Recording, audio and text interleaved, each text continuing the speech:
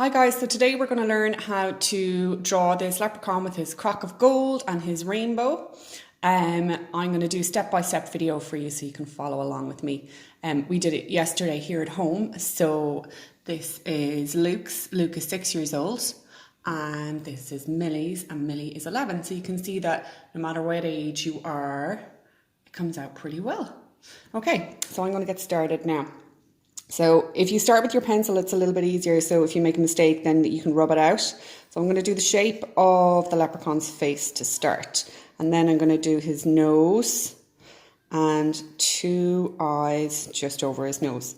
Now, when we're drawing eyes in class and we're trying to make them look like cartoons, we tend to draw a little Pac-Man shape in each eye. And then if you do a little pupil underneath that, just looks pretty cute. What do you think? So the next thing I'm going to do is his mouth. Nice smile with a dimple on either side, and then we're going to do his bottom lip coming out of that. And inside his mouth you can do a wiggly line for his tongue if you want. And if you wanted as well, you could also add some little cheeks. We just did that in our colouring on one of, oh no, Millie did it as well actually, on 2 of the leprechauns, so they've got little rosy cheeks as well. The next thing I'm going to do is add his eyebrows. If we do a curved line over each eye, and in our leprechauns we gave them spiky hair, but in this one I'm going to do curly hair just to make it a little bit simpler again. So if you do like a cloud shape over each eyebrow, you've got that kind of a curly haired look. And the next thing I'm going to do is add his ears. So leprechauns have spiky ears, so we're going to do an ear like this on either side of his face. Then we're going to add his beard. So coming down from underneath his ear, we're going to do a curly beard like that. And then we're going to give him his hair. So we want his hair to look like it's standing up. So our curl goes the opposite direction, and then we go the opposite direction again on top. So he's got that curly beard look. Okay, so we're going to add the brim of his hat next. So if we go with a curved line on either side of his head, and then 2 tall lines coming out from just over his ears, which we join together, then it's like he's got a big top hat on, like our one up here. And then leprechauns tend to have like a belt on their hats. So if we go with a straight line running across, and then we're going to put a little box inside that, and this is going to be the buckle on our belt. So we're just tracing around our box and then giving a little buckle, belt buckle on it there. Okay, so he's starting to take shape now. When you've got this much done, the next thing you want to do is move down to your crock of gold. So if we do that about here, so I'm going to do a curved line on either side of my sheet of paper, and then I'm going to give my crock of gold some feet like this, and then I'm going to do the top of our crock of gold, just almost like, sorry my page is moving, that. Can you see? So we want to fill it up with gold. So if we do like a wiggly, curvy, almost like the same type of line that we did for our beard up here. And then we're going to fill it with coins. Like this. And you can have some of the coins spilling out as well if you wanted.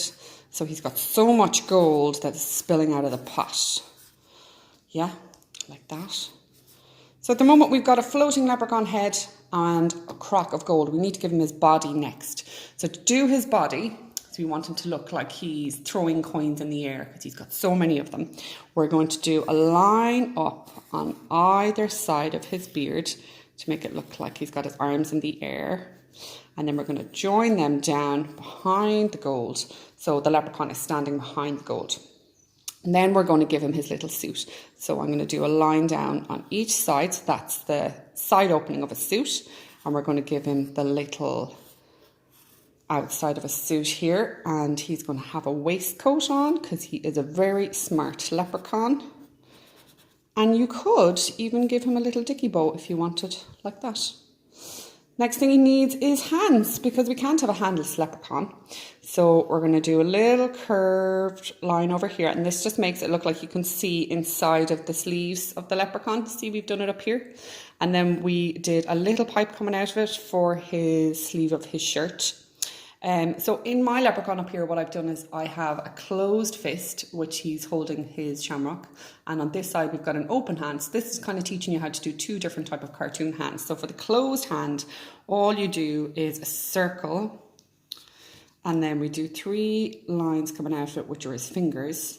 And a little line over the top, which is his thumb. And then we're going to add our shamrock. Now, Luke found the shamrock a little bit tricky, so I gave him a little bit of help with that. So to do your shamrock, you're going to do a heart with another heart coming out on the left and another heart coming out on the right, and you join it all up. Simple. So we've got one closed hand, and now we're going to do the open one. So again, we're going to do our curved sleeve to make it look 3D, and a little pipe coming out of it like this. And then you're going to draw a mitten shape, so like that. Now, it doesn't really look very good yet, but if we put a line here and then our 3 finger lines and then the curve of the palm of his hand, it looks a whole lot better. So I'm going to give my leprechaun a coin. So he could be juggling coins as well if he wanted, so you could do a few of these.